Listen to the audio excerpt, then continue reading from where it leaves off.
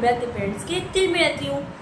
تو آج کا ولاگ سٹارٹ کرتے ہوئے مجھے تھوڑا سا افسوس بھی ہو رہا ہے کیونکہ آج میری نظر سے نا ایک کلپ گزرا ویڈیو کا, اور اس ویڈیو کے کلپ کے اندر ہمارے اسلامی اسکالر, ہمارے اسلام کو پروٹیکٹ کرنے والے جو ہیں طاہر القادری صاحب, جو آج کل فورین کنٹری کے اندر رہائش پذیر ہیں, ان کا انٹرویو گزرا. فورین کنٹری کے ایک اور ہوسٹ جو تھے میزبان, ان کا انٹرویو لے رہے تھے, اور وہ ساتھ میں مطلب وہ ان سے پوچھ رہے تھے, کویسچن پوچھ رہے تھے کہ آپ کیا کہتے ہیں یہ جو دوسرے فورن کنٹری کے اندر ہو رہا ہے, اسلام کے خلاف ہو رہا ہے, آپ صلی اللہ علیہ وسلم کی گستاخی کے خلاف, گستاخی کے اندر بنائے جا رہے ہیں, خاکے بنائے جا رہے ہیں, تو آپ ان کو سپورٹ کریں گے یا پھر مطلب آپ کیا کہتے ہیں کہ یہ صحیح ہے یا پھر غلط ہے بالکل.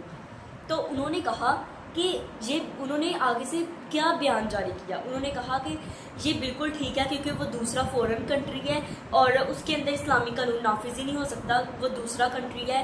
اور یہ اب پہلے تو آپ نا یہ ویڈیو دیکھیں, آپ کو پھر سمجھ آ جائے گا. آپ یہ ویڈیو کہیں سے بھی انٹرنیٹ کے اوپر جا کر ان کا نام, ان کی شخصیت سرچ کر سکتے ہیں اور پھر آپ دیکھ سکتے ہیں. In your opinion, does it constitute blasphemy, and should it carry a death sentence to publish, for instance, a cartoon of the Prophet? Whatever was done in Danish newspaper, I agree. Danish is not an Islamic country. And there is no right of any Muslim community to claim Islamization of Denmark. Sharia is not to be enforced in Denmark. Islamic laws and penal system is not to be enforced in Denmark.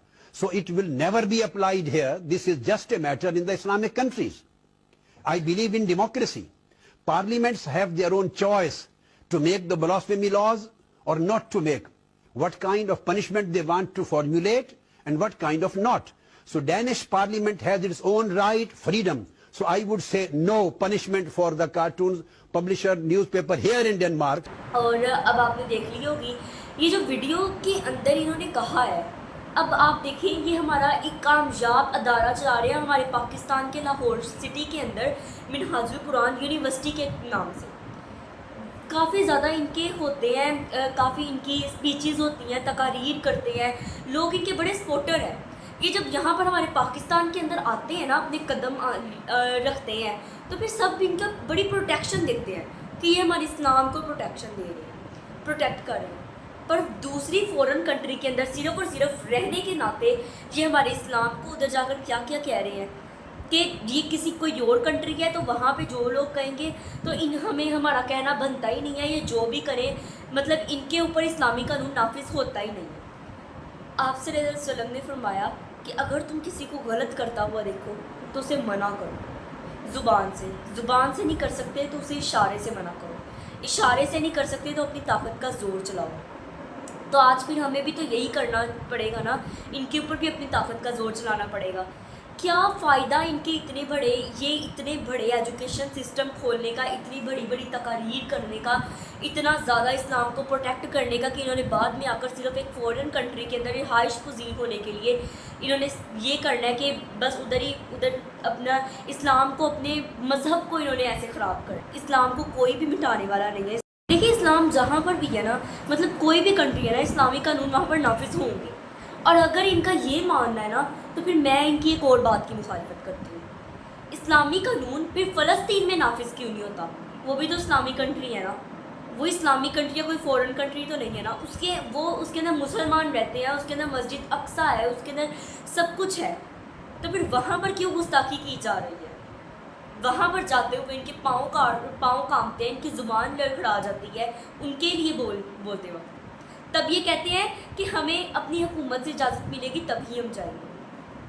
اور جب کوئی کسی اور country میں degree لینے کے لیے جانا ہوتا ہے یا رہائش پذیر ہونے کے لیے جانا ہوتا ہے تو پھر حکومت کیوں نہیں پھر روکتی؟ حکومت سے کیوں نہیں اجازت یہ لیتے؟ تو صرف فلسطین کے پاس فلسطین کے حق کے لیے آواز اٹھانے کے لیے حکومت سے اجازت لینی چاہیے. پتہ کیا ہے, جو قوم ہوگی نا خراب, اس کا حاکم بھی خراب ہوگا. ہم آج اپنے نہیں نہ کر رہے, اسلام کی پروٹیکشن نہیں کر رہے.